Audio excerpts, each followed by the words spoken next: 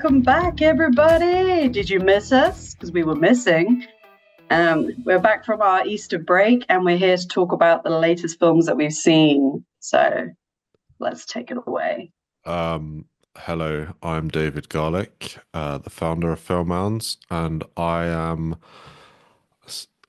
introducing you as well to the first ever 4D podcast. I'm sitting on a washing machine, so it's authentic. Paul, what are you doing? Yeah, Katie didn't introduce us, so we have to Yeah, I know. I introduce just ourselves. did a Paul. Hello, Do you Paul. want to? Yeah. Okay, right. We'll do that Fucking again. peasants. No, it's too late. It's too late. It's too No, late. we'll do it again. I'm going to say I I'm didn't gonna intro cut. you because people should know who No. we are by now. We shouldn't have He's to. a man who needs no introduction, but is going to get one anyway. We're not doing it again because I've told the truth of what I'm doing. All right. It's fine. It's a very quiet I'm washing Paul, by machine. the way. I'm Paul. Paul is the features editor of Filmhounds. Oh, I am. because I was going to say I've did you have got a a nice Easter? reason. Okay. Sorry, you got a reason. I said I've got a reason for the no intro. Like, as I said, people should know who we are, but also, They don't do know. we really need to introduce ourselves every single time? No, but I did to fill time. We've got time to kill, so let's just. Every time I say your name, I'm gonna say your full name. Every second counts. Katie Hogan Yeah. and Paul And Klein. also, I am very frazzled at the moment because it's a very full-on time. If anybody who works in film or who knows about the Cannes Film Festival, you know exactly how I'm feeling. Anybody out there? Like, Well, what sympathize, about please. what about people that it's a roller coaster for Christians? One Friday, Jesus is dead. The Sunday, he's bloody not dead. He's bloody alive. So One you're day, not the only one. You're having a lovely Mediterranean tapas style fish and bread meal, and the next, your best mates sold you out to the fucking Romans, and you're getting nailed to a piece of wood, and everyone's pretending they don't know you, and then some prick called Thomas is doubting you're alive. It's a tough time to be Jesus, but you know what? So Katie, what we're saying is think of Jesus, not just yourself all the time. But he's already risen by now, so it's okay. Like, he doesn't have to prep for Cannes. He came back though. You don't know that. You don't know what his job is. If anything, if he came back, it wouldn't be to prep for Cannes. He would be on the steps at the Palais, like front and center, just be like, "I'm back. That's the news." It wins the Palme d'Or for just appearing. Surprise, bitch! Bet you thought you'd seen the last of me. I was gonna ask questions about Jesus, but we've said this is a film podcast, not a religion podcast. All right, Paul, go on. I know what you're gonna say. What? No, was I- we're not Guardian. No. But we. Oh no, I wasn't going to say that. I was No. going to say so much for no controversial subjects. Yeah. Let's barrel straight into Jesus chat. Yeah, Well, yeah. straight in Jesus there. talk. And you're the one that's like, let's keep it conversational and filmy. Let's not get too. Let's talk Jesus, guys. Yeah, but did you not think that Technically. I'm trying to turn Filmhounds into a religious with me as the charismatic person Leader. that gets you all to This is the cult. kill This is the yourselves? cult. This is where it starts with the podcast. Also, the Pope died. Fucking outrageous scenes. More religious news. Yeah. More religious news. But it's film related though, because in all the tributes to the Pope, no one mentioned his exemplary work in Tomorrow Never Dies. They didn't mention he was great in Brazil. They didn't mention that he was great in Pirates of the Caribbean movies. This is going over my head. He's talking about Jonathan Pryce. The Pope looks exactly like Jonathan Pryce. Okay. Look up the Pope and look up Jonathan Pryce, and they are the same person. I swear. But to also, God. Jonathan Pryce, I swear, played a pope in a film. He played that In the two Pope. popes. He played two popes, right? In Yeah. the two popes. No, he played one. It was about the. I know he played one, but I'm just saying it was called two popes. Oh yeah. Yeah. No, he played in both, like Al Pacino in was it the Alto Nights, which I watched at the weekend, I didn't watch it very closely because it was Robert De Niro, not Al Crap. Pacino. You're racist to Italians. All you Italians look the same. Makeup. I thought it was the makeup. Oh my God, yes, I've just realized wasn't there a trend? Somebody pointed out that there's been a succession of films where, like recently, I think 4 films in the last month where an actor's double. Oh, sorry, 5 films. I got that wrong. But yeah. 5 if you see Thunderbolts.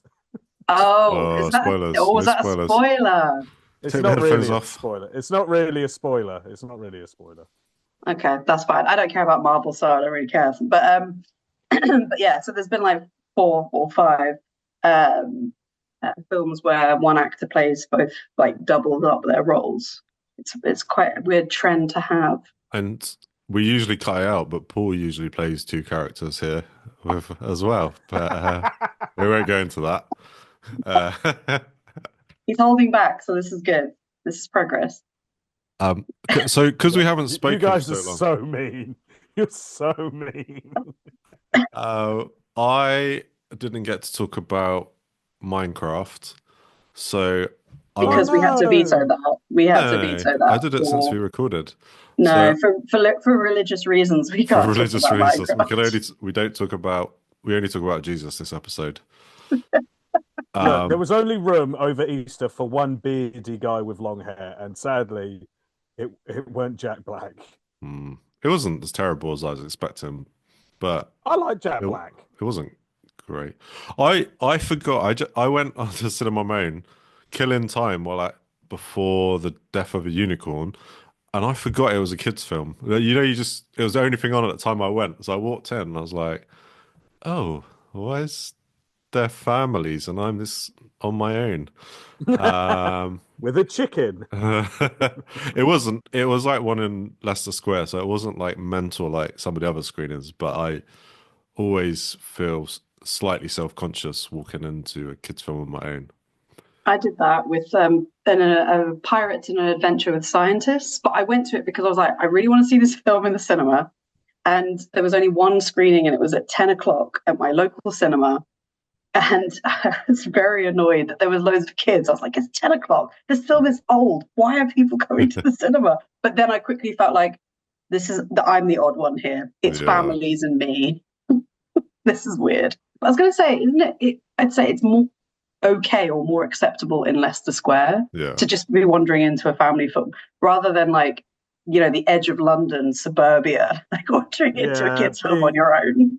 Being the only guy in like the Wimbledon Odeon watching Toy Story 4 where there's a load of little kids. Yeah. You weren't there. You weren't there when Toy Story came out on VHS. You weren't there when Toy Story 2 came out. You weren't there, man. I was there. This is for me, not for you. All 3 of us were there. We were all there. I can't wait. I can't wait for Toy Story 5. And 6 and 7, 8. You said this before, and I disagreed with you. So that weekend, I saw Death of a Unicorn. Then the next day, I went to Back to the Future, the musical, with my daughter, who loved it. It was really good. She was going nuts at the end. But I had a crazy Minecraft-filled weekend by mistake because we was in a rush. It was quite late, so we had to eat. So we went into McDonald's. I got her a Happy Meal, which had Minecraft. So exciting. But this is the exciting part, and I didn't realize. Apparently, it's been advertised everywhere. But I ordered my meal, and it said, "Do you want a toy with your meal?" And I said, "Yes, I do." So I got a Happy Meal, and I was actually quite excited. So I don't know what to call them, a minehead. A Minomaniac. They're plastic toys. We not had plastic toys in the Happy Meals for like 10 years. Like they are actually plastic, aren't they?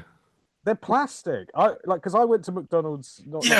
Plastic with my kid, and I was like, "This is plastic," and he's looking at me like I'm having some kind of seizure because I'm like, "A plastic toy. It's a plastic toy," and he probably I think thought I was having some kind of manic. I'm like, there's not been plastic toys in Happy Meals for like 10 years. It's quite exciting. What were the toys made out of then? Oh my God, terrible things. They were either.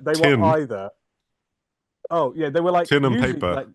little tins or paper, Yeah. like card that you would have to slot together, like it's, Oh, So crap. or even worse, these little like keyring, cuddly, fluffy thing. that's And plastic. then the problem is that when I'm on TikTok and I see people, there's one guy, a very camp man, who collects Happy Meal toys when they're like Disney things, and he's like, "Let's see what we got this week." Oh, we've got, and I'm like, they've got really cool Happy Meal toys. Yeah. They've got like Black Panther, Wakanda Forever, Yeah, cool America. Ironheart, and she does like chop Yeah. action, and it's like, and what have we got? A Paddington Bear tin. Yeah, they were terrible. Like literally a tin as a head and then cardboard, like you said, that slots together for the body. You're That's like, not a toy. That's temporary. That's like something you chuck. Like, but plastic's bad and all that. But It's just not though; it's recyclable. well, what is that? oh, is it? Are the is- plastic toys recyclable? Oh, I don't know. I didn't research it that hard, but I was thinking there must be I'm some assuming. there must be something they've done. They wouldn't just bring around plastic. Plastic as a whole is a recyclable thing, so I don't see why. Yeah, 10,000 years. No, 100,000 years it will There's recycle. certain plastics that you can't recycle. Who All right. cares? This is But the Minecraft toy is pretty cool. I was going to say my other half, he also got a couple of Minecraft toys. what They're a on Did he get the loser. display in our helmet? living Did he room. get like the Fry helmet? That's what I Does got. he No, get he's the- got these two. One's like a burger square, and the other one's like this purple thing. Oh man, I wanted I wanted the sheep square thing. I wanted the sheep. I want to go back to McDonald's now.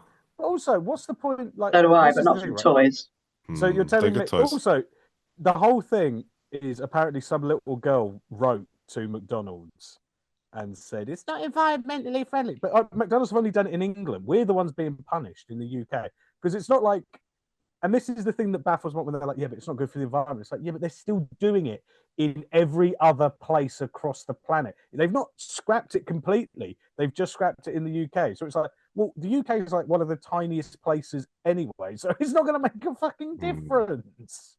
It makes Well, they no should difference. do- Also, the world's fucked. The world is fucked. So like, just let me have a Yeah. plastic Happy Meal toy. They used to be great. Do you guys remember when they had the Smurfs and there was one Smurf with a massive burger? Legendary toy. Really sad. No, got but I rid of do it. remember when they had the Fantastic Mr. Fox toys. I only have one, and I Mhm. wanted all of them. So I'm like, this isn't really a kids' movie, but I from want those the Wes toys. Anderson. From the Yeah, Wes I Anderson. had Sorry, I the Wes had- even Anderson film, my Fantastic Mr. Fox. Yeah. Yes. even though it was before my time, I had the Dodger from Oliver and Company, and he had a string of sausages around his neck. That was a great toy. I remember. Bring Toys, man. back proper Classic. McDonald's toys, please. All right. Okay. I do not want my son growing up in a world with shit McDonald's toys. He won't be growing up in the world at all if you keep making plastic. And then Well, do you know what? The world, look, a tiny little plastic Happy Meal toy is not going to destroy the world. Nuclear Armageddon from North Korea is, okay? And I'd quite like to have a collection of like Black Panther toys when my skin melts. yeah, But isn't that past now? Black Panther came out years ago. just go on sorry. eBay. Just go on eBay. I thought, Good yeah, point. but still, Recycle, sell on eBay. We did so I did say every episode like, oh, this would be a great standalone episode because we did say about toys before, merch for toys, and this we'll research it and look at our toys and do a deep dive on toys and plastic. Plastic special. Plastic's bad for the environment special, or is it? And but you can recycle the podcast and re-listen to it, so it's good for the environment. I This is have not to- a single-use podcast, guys. I have to edit it, and I'm gonna say it's not more than a two-time listen. Gosh. I like your like bits are good. re-listening to it. Anyway, how was the film? Yeah, that's amazing. That was fine. How was the McDonald's? How was the McDonald's? Was it nice? About the McDonald's. The McDonald's was fine. I don't like eating on train, but we're not going to go into travel stories again. But the film was fine. I've seen it twice now, so my daughter's into it. We've been playing actual Minecraft now. We've gone backwards, so we've gone from film to McDonald's to actually playing a game. She and me are addicted to Minecraft now. So Filmhounds magazine, the last one, was the last one because I've got better things to do with my time now than to put together a magazine. So yeah, Minecraft hounds. yeah, the game's 100 times better than the film. That's what I'll say. I've never played Minecraft, and my son is too young. But the children, they yearn for the mines. I don't understand how the whole thing could have been a film in the first place. But the thing is, I'm saying this, and I'm not going to watch Minecraft, Why and not? I'm not going to play Minecraft. Okay, you play the game, you'll like it. There's no It's, Moomins in Minecraft, and I ain't interested without no Moomins. it's like Lego, but Yeah. without having to tidy up after it. Oh, I love Lego, and I like the Lego movies because it worked. But And I like the Lego games because they are good fun. I don't play the Lego games. That's where I've let myself down. But I'll happily watch someone play Minecraft just to see what it's about. But is it one of those things where it's not a spectator thing? You have to play it. No, I you think I don't think you can watch it because the actual build it. I think there's different ways of playing it. There's like survival mode, which we tried and we didn't really understand. You just have to, or you can literally just build. I don't think watching someone build will be that exciting, but I will. I last night spent 2 hours building a cinema, so I will send you pictures. Maybe I'll do a video to go alongside this. Didn't they premiere was it the trailer for Tenet in Minecraft? Probably, or is it Fortnite? Maybe. Oh, that might have been Fortnite. It might have been Yeah. Fortnite. I don't know. I'm not down with the kids. I like playing games in humble isolation at 2 a.m. on my PlayStation 4, riding my horse around Red Dead Redemption 2. Okay, in a Like- game, Like God intended. Have you ever read ridden a horse, Have I? rode a horse? Yeah, I have. I might have been a it puts pony. Superman in a Sorry, wheelchair. No. pony. I've ridden a couple of ponies. I think mine was called Simon or Crisp or something. Anyway, I'm allergic to horses, so I've that was I a rode fun a donkey experience. once. Rode a donkey on the beach. There's there's a guy with a donkey, and then he leaves Like you Mary, like Mary from the like Bible. Mary. Yep. Like Raised Mary. Catholic boy. Oh no, those poor donkeys. I don't like them. No, You see loads of these donkeys on the beach, and it's just sad. I know, and they clearly just want an ice cream, and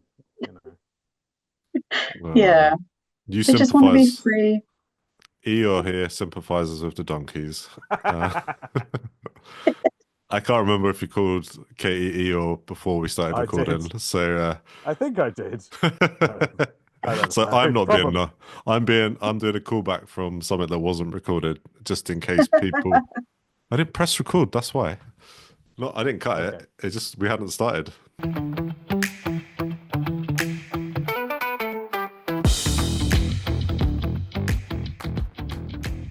Katie, you were belly aching that you're not seeing no good movies. So what have Yeah. you seen that's no good? Good segue. I'll go from sad to really sad. So, so I've just seen a lot of 3-star films where they've been okay, not amazing, not crap, and I'm just waiting to see something. I'm waiting for a really good film. Like if I, at the moment, like I've just been rewatching stuff like Confessions of a Dangerous Mind, absolutely brilliant film. Sam Rockwell as I've forgotten the name of the presenter. It was like Chuck Barris. Chuck Barris, thank you. Yes, who was, among other things, a hitman for the CIA, apparently. Although there's controversy about that, whether he was lying or not. But either way, the film's just really great, and that's a 4-star film. And then I was watching. I feel like the latest films that have been all 3-star. I feel like that all my latest reviews have just been 3-star, 3-star, 3-star. Like I think what was it? Warfare, 3-star. Death of a Unicorn, 3-star. More recent one was Julie Keeps Quiet, also a 3-star. Interesting film, hard-hitting subject, but just was kind of middle of the road. Do you know, last time we spoke, we were saying, oh, yeah, they need to make more 3-star films. But then when you watch more than like 4, 5 in a row, you're like, I wish I was watching better film than this. I was watching a banger. Although I did like skip a trend. So a film that popped up on Netflix recently, with Angelina Jolie in it. I think it's called Life or something like it. And so their snippet they showed on Netflix was a bit where she's talking to Tony Shalhoub, who plays this guy who claims he's a prophet and he can predict things. And he basically tells her, "Oh, you're going to die next week, by the way." And she's like this presenter she's a journalist for a local TV station. And she's kind of really miffed about it. But Tony Shalhoub is really funny in this clip. And so we were like, okay, let's watch this film. It is one of the worst films I have ever seen. It is so bad. And then I looked up while we were watching, I was like, this film is just crap. What happened to that really good hook? And it won Razzies. It's been panned universally. It's just terrible. Like from the fake hair or the wig that she wears throughout the film to the absolutely terrible message that it sends, basically saying, women, give up your job and just do what the man wants. And for a man like Ed Burns, if anyone remembers that mediocre actor, Burns? It's absolute shit. I was so angry we wasted 2 hours watching that film. I was 2 hours. I was thinking, you said Angelina Jolie, yeah? Has she been in any great films? Ever? Yeah. Wanted? Wanted's good, but it's not amazing. Lara Croft, Tomb Raider, The Cradle of Life? Great Not films. seen that. Not seen that. I've just got a films up. Changeling. I've got a friend who's obsessed with that film, actually. She loves it. Girl Interrupted is really good. Is it great, Paul? Girl Interrupted. A Mighty Heart. She in Kung Fu Panda. What are you talking about? Kung Fu there Panda. You go, Kung Fu Panda. Easy. Gone in 60 Seconds is a banger. Actually, yes. Gone in 60 Seconds, I also agree with. There is Life or something like it. And avoid it. Is she... I don't... this is a... I don't know. We're currently looking at Angelina Jolie's letterbox pics, if anyone's wondering what we're saying. But like pics, I mean posters. How dare you not love Lara Croft, Tomb Raider, The Cradle of Life? I don't think I've seen it. I've not seen it. Oh, it's better than the first Lara Croft because it's got Kieran Hines in it as baddie. I'm going to watch every single one of her films just so I can say, yeah, she has one great film. One of my friends is doing... Maria Callas, where she plays Maria Callas. Apparently that's meant to be good. It's all right. One of my friends is doing every Nicolas Cage film, and... That's worthy. That's worthy of a watch, surely. But there's that period when he had no money and he did like 30 films in like 5 years, and he's in like one scene, and so you're sat through a film and you're like, the poster had Nicholas, and he shows up and he's like, I am the Crypt Keeper, we've got to go, and then you're like, is that it? Is that all the Nicolas Cage in this movie? He was on the poster. You know, like those Bruce Willis films. You know those Bruce Willis films where it's like Bruce Willis in Time Killer, and then you watch it and it's like, this is a Sam Worthington film and Bruce Willis is in at the beginning. Bruce Willis teased me.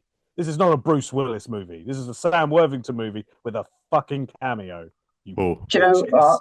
It's obviously a marketing trick, but anybody who goes in watching one of those later Bruce Willis movies thinking they're going to watch Bruce Willis, they've got to remember there was a massive thing about him being unwell and not being able to film. So of course he's not going to be in the movie for very long. No, I know, but I think he's got time for this started before we knew that he wasn't well. Is your friend just watching them for fun, or are you going to do a podcast with him about it? No, he just wanted to watch every Nicolas Cage film, and I was like, "Are you sure you want to do that?"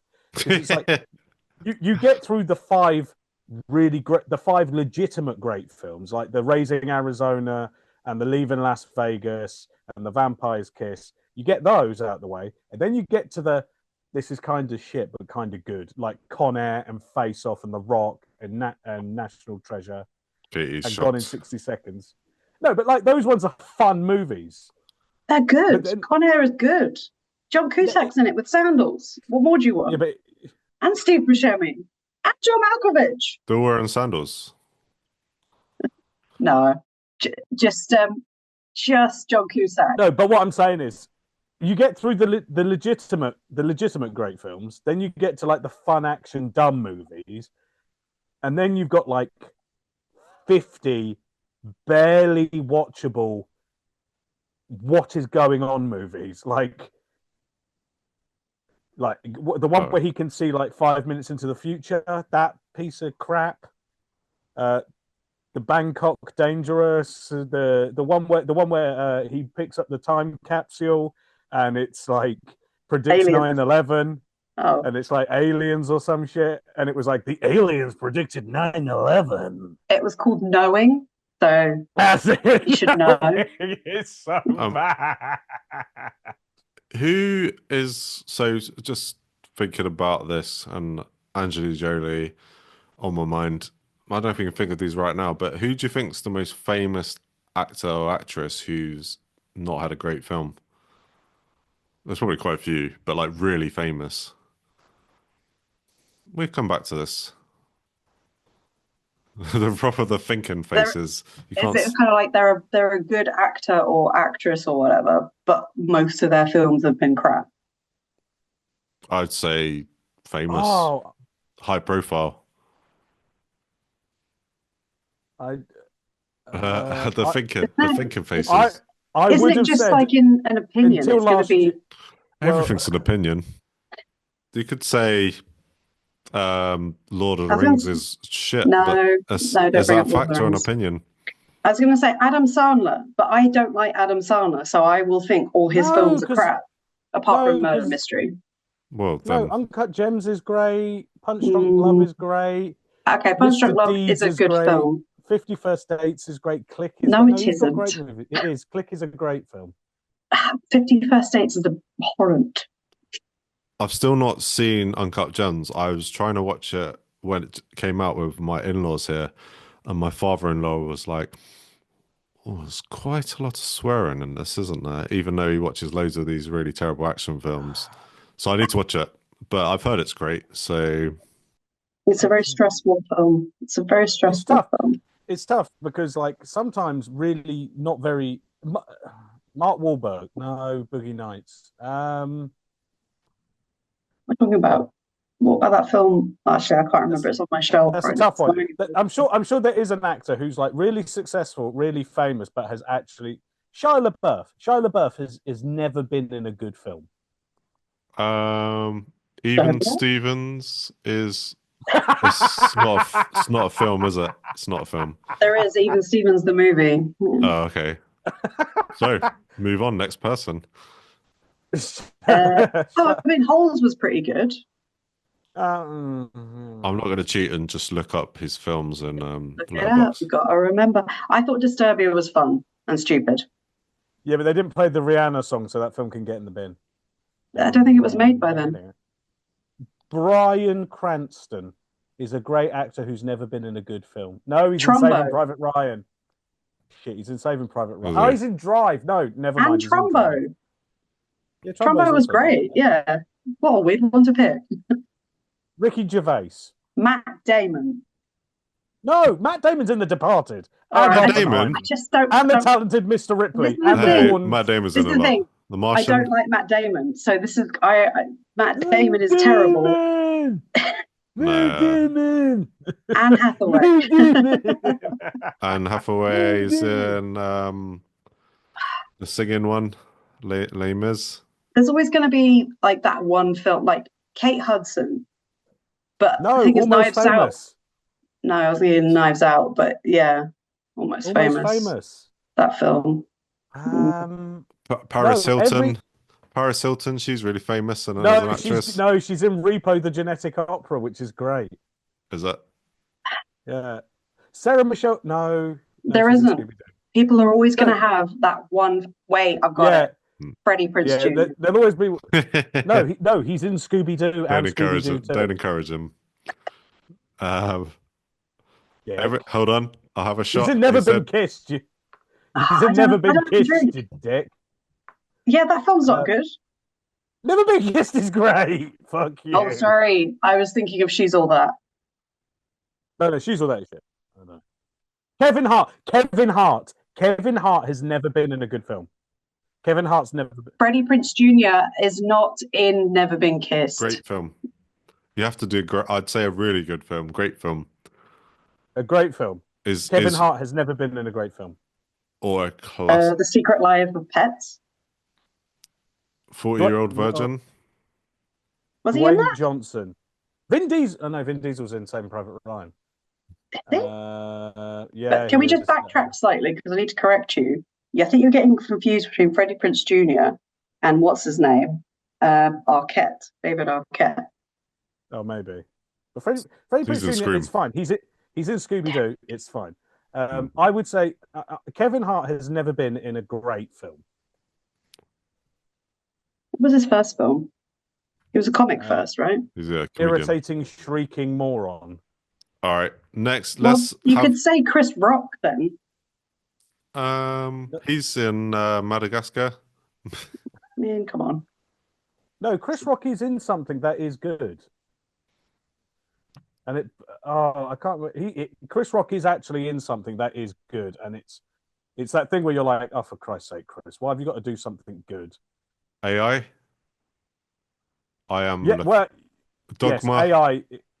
I am looking this up. That's it. No, it's Dogma. It's Dogma. He's in Dogma, and Dogma's great. When I was like 16 and watched it, I thought it was one of the best films ever because Jesus. But him again. Yeah, but I watched it also a couple of years ago. It doesn't hold up for me, but it's still good. It doesn't. It's like I'm a teenage boy and I want to rebel, so I'm going to watch Dogma. Yeah, that's what the vibe is. Paul's like Steven, like, that's me now. I love it. Oh no, it's not the hill I'm going to die on is defending Dogma, but like I do think it's great, but like I get why people don't like it because Kevin Smith is an acquired taste, I would say. I don't know.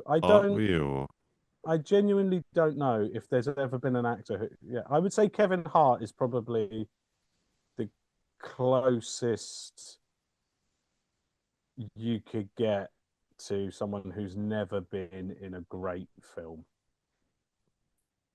Because like even actors I really hate, like Jared Leto, it's like, yeah, but Jared Leto's in Fight Club and American Psycho, which are both and Suicide Squad. What are you talking about? What are we? Some kind of Suicide Squad? Hello, people out there. If you are listening, please email Katie. No, don't.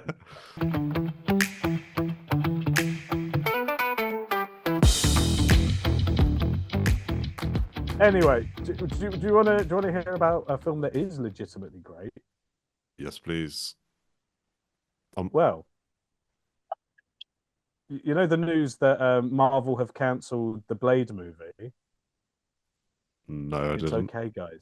It's okay, guys, because we got basically a Blade movie. It's called Sinners, and it's the best film of the year. Oh. Okay? Ryan Coogler is back. Ryan Coogler of Fruitvale Station and Creed and Black Panther Wakanda Forever. And if you like Michael B. Jordan, I've got excellent news. There's 2 Michael B. Jordans. 2 of them. Go see the movie for that alone. No, basically, I am actually going tomorrow, so it is no. So Sin is basically set just after the First World War. These twin brothers go to the south. They want to open up a juke joint that they buy from a white man, and they want it to be like this place for all the black people in the community to go to and enjoy some blues music. And they get their cousin to come and play the blues. And there's this thing that if you're that good at music, you can actually summon the ghosts of the past and the future. And it invites a very scary Jack O'Connell as a vampire to their door, requesting to come in. And they don't like the look of him. Maybe because he's white, maybe because he's clearly evil. But yeah, no, Sinners is legit great. I don't want to say too much because I do think you gotta experience it for yourselves and just sort of let it unfold. But man, it's good. It's so good. The music, the Ludwig Göransson score, and all the blues music they have in it. is phenomenal. The acting, you don't even.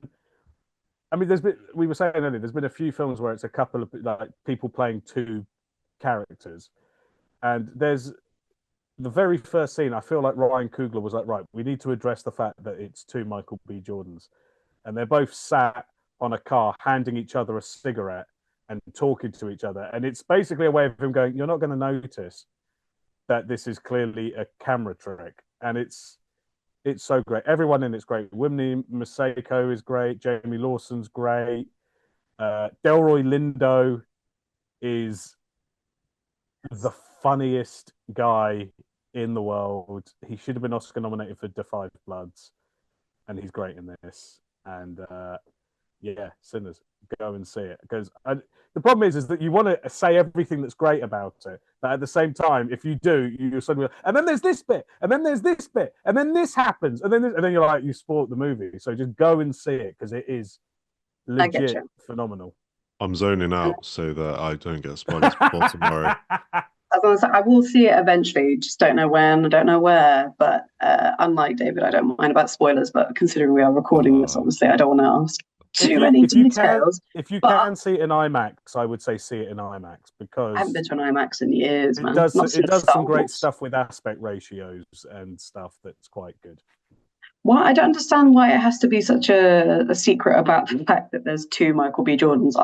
Aren't they twins? Oh no, I don't think that's a secret. There's two Michael B. Jordans.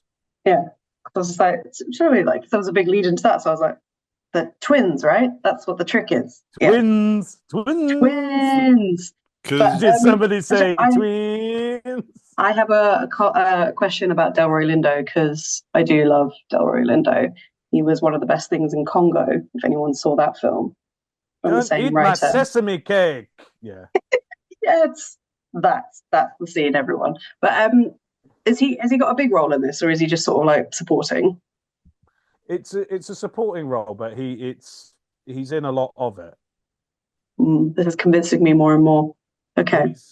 It is very. I do believe he is credited as with Delroy Lindo. Oh, I like that. When it's a with, it's got gravitas to it. I'm pretty certain it's a with Delroy Lindo and then someone else. But he nabs all the best laughs in the film because there are a couple of really good jokes. And it's Delroy Lindo. He's great. Yeah. Like I said, I'm still upset he wasn't nominated for Da 5 Bloods because he was great in that, and that film was slept on. Wasn't he also in The Cider House Rules? Because I was going to say he's pretty good in that. Probably. I will be honest with you. The three things I know, I know Delroy Lindo from loads of stuff, but it's Da 5 Bloods, Congo, and The Good Fight. And Romeo Must Die. Anyone? Oh yeah, and that as well. And also, is he not in? I'm pretty. Oh, and The Last Castle with Robert Redford, which is great. And Get Shorty, obviously. And Get Shorty. Yeah. Because I don't want to delve too deep about this film, but the one thing you said about was the aspect ratio changing. Recently, I watched Brother Bear, the Disney film about bears, and that has a random aspect ratio change as well. Weird. Yeah, that was a really weird one. I don't even understand. I didn't get it. I was watching it on telly, so it wasn't like at the cinema. It was just like a small box in the middle of the screen, and then all of a sudden it went wide. Anyway. Yeah, that is weird. That is bizarre. But yes. And the vampires. What the hell? And there's vampires. But there is also one other film I'd like to just quickly mention. Very quickly, please. Very quickly. Katie's going to be really happy because there's a new Marvel film out called Thunderbolts. All your favorite C-list characters are teaming up. That guy from that one and her from that one. And you remember in that scene in that film from 10 years ago when that one? Hey, it's that guy film, not Thunderbolts. We spent all our money on Robert Downey Jr. doing a different movie. We can't afford the A-listers. Please come and see David Harbour with an accent and a beard. No, Thunderbolts is really good, actually. Maybe I'm biased because I like Marvel films, but it's quite good. It's got a good group dynamic of them, we're not a team, but we're going to find common ground. Florence Pugh gives a really good performance in it. And also, I think what works about the film that surprised me very much is that it's a film about mental illness, and it deals with this concept of the it's hard to put basically the villain's superpower is that he drags people into a void of blackness and turns them into shadows, and it becomes this weird existential fight against the void of depression and the void of despair that all these characters have these pasts that have affected them mentally, and this villain is feeding on their negative energy and it's engulfing everything. And these characters have to basically enter the void of despair to fight this villain. It's really weird that there's this big tentpole movie that is dealing with these concepts of, you know, how mental illness speaks to you and tells you things that aren't true and turns you against people that care and love you. It's really out there. And It's like kind of... most people's Instagrams at the moment. That's exactly it. That's exactly Instagram it. the movie. Doom scrolling, but Florence Pugh in doing backflips. Come with me as I talk about my depression. Oh God, I hate that. I hate that. Just people going, come with me as I go to the... It's the come with me thing. Like, I don't want to come with you anywhere, and I'm not coming with you anywhere. I think come with me, we do that Filmhounds account, so... Do we? I apologise. It's great. Nothing. I love it. Come with me as I jump off a cliff. Oh, see, that's come more with me as we do the Filmhounds podcast, as we wind down the winding road. But no, none of that. I've got a question though. I've got a question about Thunderbolts because obviously, I don't like Marvel. We all know this. Blah, blah, blah. So in the film, whenever there's a group getting together who haven't worked together before, do they spend half the movie introducing everybody? And then basically they're all like, we all hate each other. Oh, wait, we have to work together to fix this problem kind of thing, even though we all hate each other. Is it that kind of vibe? Sort of. They kind of, because they all kind of know of each other, there's not like, who are you? There's like, they kind of like, I know who you are. Okay. And there's a bit of like, I've got this idea. Oh, he's got this idea, has he? Like that kind of thing. Or and David Harbour's character is like, we are a team. And everyone's like, we're not a team. And it's like, I bet by the end of the film, though, you guys are a team. You know how I know? Because I've seen movies. I'd really like it if in a twist they weren't a team and the villain wins. Then they get a sequel because then they have to fix it. Then they're a team in the sequel. But obviously, if that does happen, don't say anything. But it's... Yeah, I enjoyed it. And obviously... what it felt like to me was that Marvel spent so long tinkering the shit out of Captain America Brave New World and like being like, we've got to change this, we've got to reshoot this, that they didn't check on the guy that directed Beef doing the weird depression movie in the corner. And so they spent so long going, let's redesign the villain in Brave New World, let's reshoot it, let's get Giancarlo Esposito. And then by the time they turned around, they were like, did you make a weird art movie out of our blockbuster? And he was like, yep. Stars. I made a weird existential movie with your superheroes. Spadudios. Thing is, though, they must have okayed this because even if, if any of the studio execs or the head of whatever, the gods at Marvel thought this is not what we want to put out there, they would have 100% just recut they would it. have. No, they 100% would have. And it's just surprising just how sort of, by the time, because I remember the adverts were like really playing up the A24 connection. So it was like from the director of photography of Minari and the composer of Hereditary and the director of Beef and the stars of Midsummer and, you know, and The Apprentice. So it was like, okay, you're playing up the A24. And then watching it, I was like, oh, actually, to be fair, this climax is really weird. All right. When is that out? That's out next week, isn't it? It's out next week, yes. It will be playing in everywhere for A while. Forever. Every screen. Forever.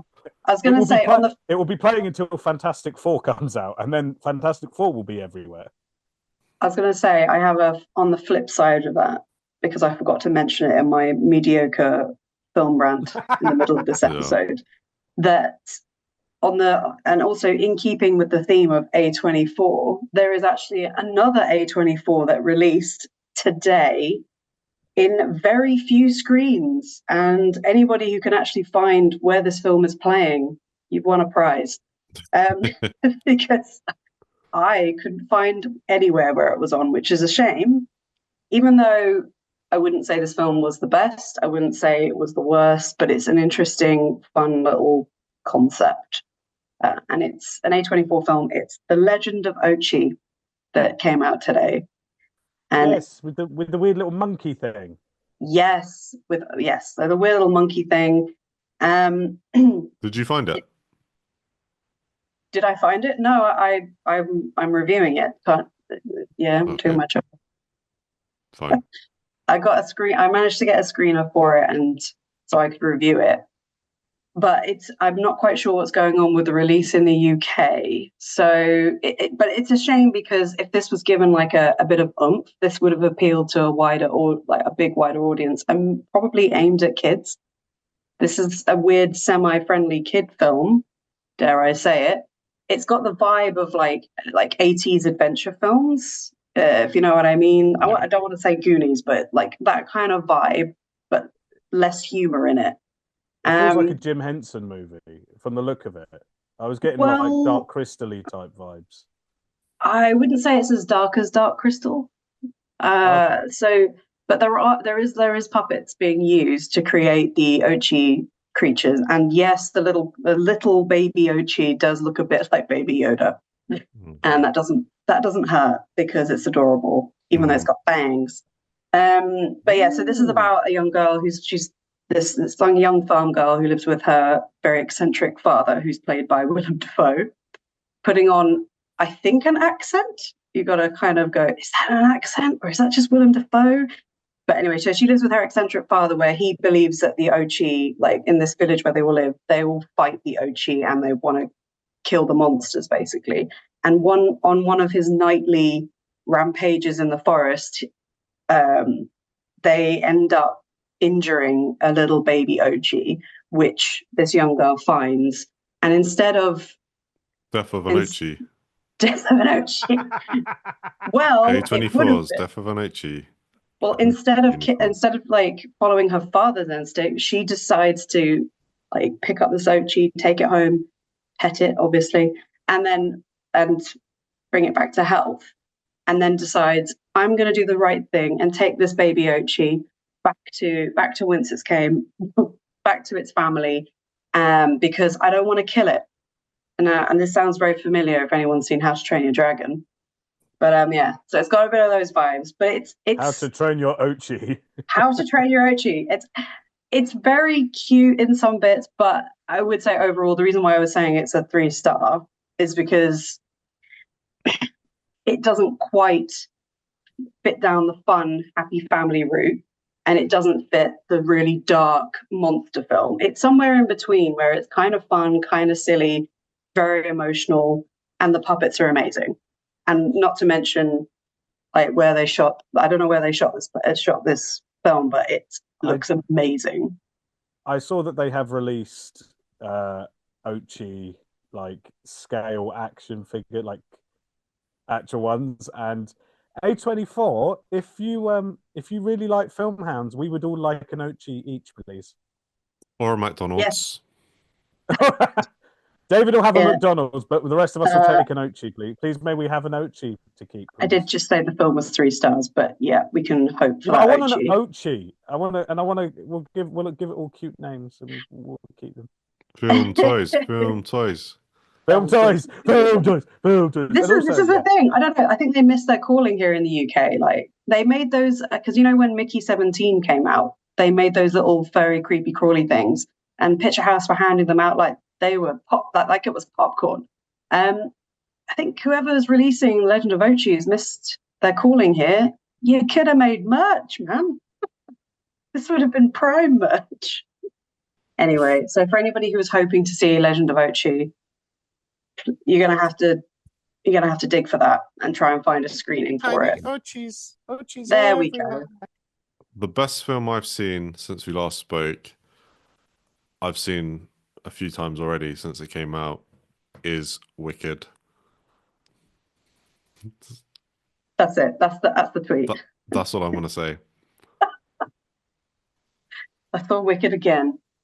Well, apart from Legend of Ochi and me moaning about other films and then talking about some other great films where I'm like, I have to make up for it. I saw Get Shorty for the first time ever, if you can believe it. I can believe it. Ever. I'd never seen Get Shorty. It's bizarre. The film was it's one of those films that's tailor-made for me. Those are rookie numbers. You got to pump them numbers up. I know, it's crazy. I mean, I'm not the biggest John Travolta fan, but I love the story. Like, films about films can be tiresome, but this one was very clever, and it involved hitmen, and it involved chucking James Gandolfini down some stairs. It's just mwah, like, great. Does he dance in it? Because I stand by his greatest films he always dance in. No, but Sam Rockwell, just on the side note, that he dances in every single film he's ever been in, I swear. This was pointed out to me by someone else, so I can't take credit. But Sam Rockwell, think about it. He dances, even if it's just for a little bit. Does he dance in Galaxy Quest? Yeah. I know he dances in Charlie's Angels. Yeah, we all remember that. It's amazing. Charlie's Angels is also great because the first one has Tim Curry in it. Yes, it does. But as for John Travolta, though, I don't think he dances in Get Shorty. But he's very smooth in it. I know, but he's very smooth in it, and yeah, it's and the late great Gene Hackman also. Like, everyone's great in the film.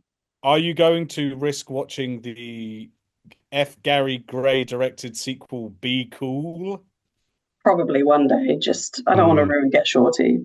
I like Elmore Leonard adaptations because Elmore Leonard is a good novelist because he wrote 3:10 to Yuma and he wrote Out of Sight, which is a great movie as well. I love George Clooney.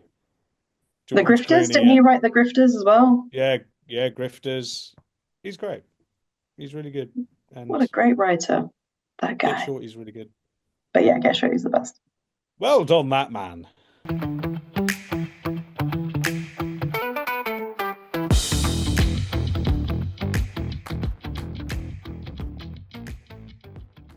All right, that's all the time we've got this week.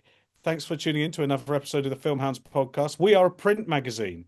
You can find copies of that on our website, www.filmhounds.co.uk. HTTPS : there you can also find our socials.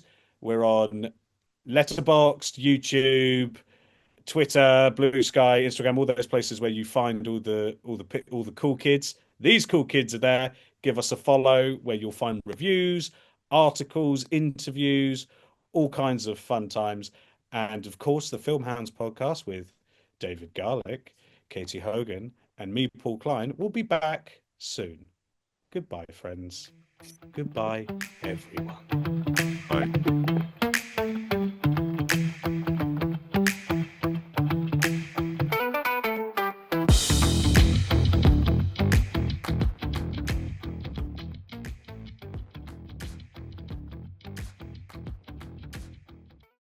That David we did a podcast with, he's so cool, isn't he? Yeah, I agree.